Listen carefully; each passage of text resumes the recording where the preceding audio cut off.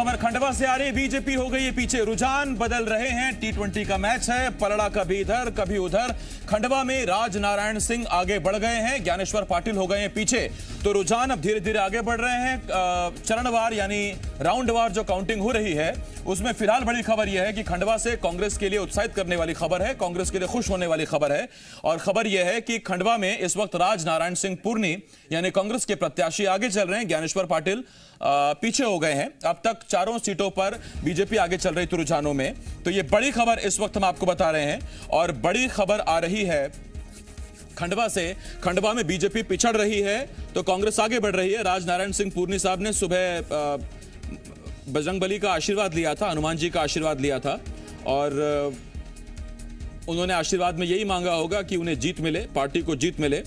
तो ऐसे में ये अभी खुश होने वाली खबर कांग्रेस के लिए है। इस बार जो लड्डू बंटने की तैयारियां जो हैं थोड़ी मोड़ी, अभी फिलहाल जो बेसन अभी बनेगा या शक्कर मिलेगी वो कांग्रेस की तरफ से अभी चल रहा है। और उसकी वजह यह है कि अचानक से ये खबर आई है और बड़ी खबर है कि खंडवा में अभी थोड़ा सा उलटफेर हुआ है। और उलटफेर ये हुआ है कि कांग्रेस के राज नारायण सिंह आगे हैं, बीजेपी के ज्ञानेश्वर पाटिल फिलहाल पीछे चल रहे हैं। और ये बड़ी खबर इस वक्त हम आपको बता रहे हैं। बड़ी खबर आ रही है खंडवा से। और खंडवा में हमने आपको बताया है कि देखिए ये अभी उलटफेर, आप ये मत सोचिए कि आखिरी उलटफेर है, अभी तो ये चलता रहेगा। क्योंकि खंडवा है लोकसभा सीट और इस लोकसभा सीट पर पिछली बार 19,68,000 वोट पड़े थे। 8 विधानसभा सीटें हैं, बड़वा, मांधाता, पंधाना, बागली, बहुत सारी सीटें, 8 सीटें हैं। तो ऐसे में 8 सीटों पर अभी धीरे धीरे राउंड चलते रहेंगे। अलग अलग विधानसभा सीटों की अलग अलग राउंड वार काउंटिंग हो रही है। तो आखिरी में खंडवा के ही नतीजे आएंगे। प्रमोद इस वक्त हमारे साथ जुड़ गए हैं। प्रमोद, सबसे ज्यादा इंटरेस्टिंग मैच तो आप ही के यहां चल रहा है। अब तक आप हमें बता रहे थे कि ज्ञानेश्वर पाटिल साहब आगे, अब खबर यह आ रही है कि राज नारायण सिंह आगे। जी बिल्कुल सही बात है। अभी कुछ देर पहले जब दूसरा राउंड खत्म हुआ, तीसरे की पारी आई तो राज नारायण सिंह जी आगे आ गए।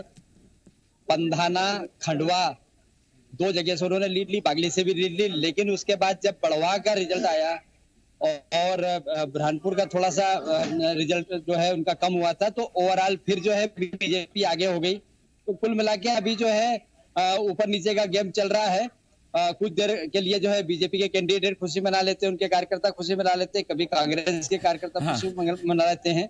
तो कुल मिला के चूंकि 24 राउंड होना है और 8 विधानसभाएं हैं, 4 अलग अलग जिलों में ये सारे विधानसभाएं बटी हुई है, वहां से डाटा आते हैं। कई बार जो है इन डाटा के ट्रांसफार्मर में भी जो है कुछ गड़बड़ हो जाती है, कभी कोई आगे हो जाता, कभी कोई पीछे हो जाता। ऑथेंटिक डाटा का इंतजार करना पड़ता है। तो कुल मिला के स्थिति अभी जो है बिल्कुल नेक टू नेक फाइटिंग की चल रही है।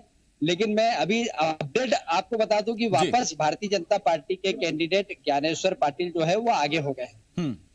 अच्छा, ये देखिए, ये पहले ही सवाल के जवाब में अब इतना तेज मुकाबला चल रहा है कि कभी इधर दांव, कभी उधर पेंच, कभी इधर धर, कभी उधर पकड़, कि हमने आपको बताया था, खबर खोली थी हमने कि राज नारायण सिंह आगे हैं।